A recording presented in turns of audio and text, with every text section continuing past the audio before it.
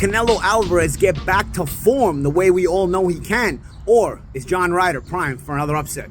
Paulie Malignaggi with Paulie TV. What do you guys think of this upcoming weekend's fight? Major fight, major return for Canelo Alvarez, coming off of a lethargic year.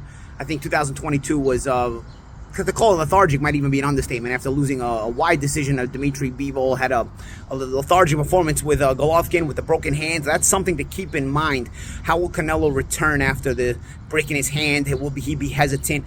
And also just the overall question, has Canelo made too much money? Has he had too much success to where he's not really willing to dig down the same way and sacrifice the same way for his boxing career because he's too comfortable? You know what they say, man, you know? So they used to say with Marvin Hagler, used to say it's not easy getting up when you're wearing silk pajamas, right? So you got to be willing to sacrifice. We know John Ryder has not been wearing silk pajamas. He's had a sort of a hard go of it in his career, up and down. It's been sort of an enigma, who for me has been a really talented guy. I've seen him since earlier in his career.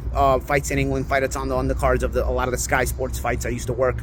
And he was always very capable, but he'd randomly just be very inconsistent and lose to guys he wasn't supposed to lose to. But then there'd be moments where he'd show flashes of brilliance, and you're like, wow, this guy can be really, really crafty. So I think he's put it together recently in more recent years with the performance against Callum Smith, the win over Danny Jacobs. He's kind of put it together. He's got that self-belief in himself now where it matches up to his physical ability, his psychological ability, his ability to believe in himself and put the performance together. The only thing is, you're fighting Canelo in Guadalajara. Now, when you go to Mexico to fight a Mexican, I've heard stories, I've seen myself on TV and all this other stuff. It's very, very difficult for any fighter to go out there against the star of the moment. I can remember Junior Jones. I used to spar with him in the late 90s in Gleason's gym. And I remember when he was getting ready for the Eric Morales fight, he came back, he lost to Eric Morales. He had a decent couple of rounds, and then he got caught and got knocked out. And I remember him telling me that they were throwing bottles of piss at him returning to the dressing room. And I'm like, dude, you lost the fight and they were throwing bottles of piss at you. I can't imagine what they would have done if you would have won the fight. Which now makes me realize all these years later, as I'm older, you know, you think about the Greg Hogan fight with Chavez. Hogan was completely overwhelmed by both the crowd and by Chavez. He was never in the fight. But it makes you think, you probably, even if you're in the fight, and even if you're doing well in the fight, it's not a place where you can probably get a decision. You know, most likely you'll get robbed anyway, even if you put on that kind of performance. Even if you get a knockout, they might count so slow that they might allow the guy to get up. So this is one of those fights where you're going there, and how do you motivate yourself to try to get a performance against Canelo Alvarez? Are you going there just for the money, or are you going there to try to prove something? Because this is the biggest moment of John Ryder's career, you know, and he's sort of built up to this moment after the key performances against Smith and Jacobs. So, you know, my personal opinion, I saw recently a friend of mine, Rich Ace Franklin. He's a guy who was the UFC champion years ago, and he put up a post basically talking about the need to find the best version of yourself instead of always comparing yourself to your opponent. And I think in this situation, this really applies. I remember the only time I really had this mentality, it was against Vyacheslav Sinchenko, because I went over there thinking there's no way I can win the fight. So how do I challenge myself to get the best version of myself and still perform? Because I was going over to Ukraine thinking I'm going to get robbed, thinking there's no way they're going to let me leave that country with a win.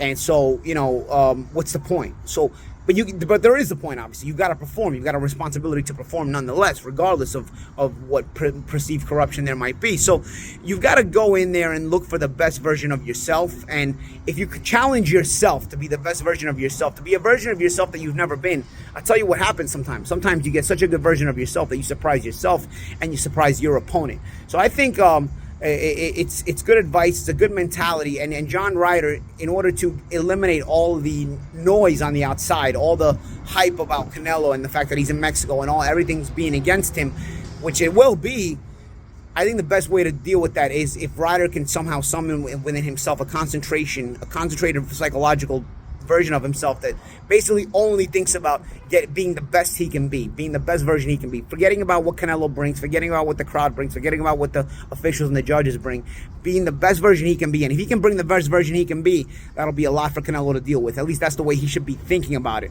Now, I don't know if he will be. I think he's got the capabilities, but we'll see. I think he's got, honestly, if it's not the same Canelo that we've grown to know and love, I think this fight's a good fight.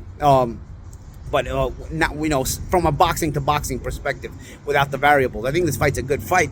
Especially if it's not the same Canelo. But if it is the same Canelo, if it's the Canelo who beat Billy Joe Saunders, and if it's the Canelo that beat Caleb Plant, then obviously you're gonna have a situation where even the best Ryder may come up short regardless. But I'll tell you what, Ryder makes fights fun. You know, he's not a runner. He's a crafty guy. He knows how to stay in front of you. He's a weird southpaw. He He gets a little rough on the inside. He makes it a little tough for you to do what you want to do. And you know what? Canelo doesn't like to fight when he doesn't like to be forced to fight in moments of the rounds where he wants to rest. Canelo likes to dictate things where you fight when he wants to fight and you rest when he wants to rest. So that cat's kind of out of the bag, especially recently with Dimitri Bivol, how Dimitri Bivol showed that, and in spots even some of the other opponents have shown that. So if you don't respect Canelo's ability, Canelo's desire to control the pace of the fight, you can start giving problems. And when you combine that with the ability to be a little rough on the inside, use that shoulder, use that head a little bit and create that space, you can do things for Ryder. Now, what are we looking for from Canelo? Canelo, I think, needs to get off to a fast start. He needs a big early part of the fight where you get the crowd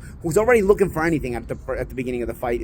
The crowd can already possibly be in Ryder's head at the beginning of the fight because they'll be going crazy for absolutely anything. Just the fact Canelo swings a punch, they'll be going crazy. It doesn't even have to come close to landing. So you got to kind of play on that and get off to a fast start and try to be physical and hurt Ryder early on. I don't think you can allow Ryder to really get too comfortable because he gets more dangerous and he's crafty as he gets comfortable. But if you get in his head between the crowd and you land some hard shots, especially to the body, Canelo has a sneaky left hooker cut type of punch that he hurt Billy Joe Saunders with. I think with Ryder also being a southpaw, he might be there for that punch. It's something to keep in mind.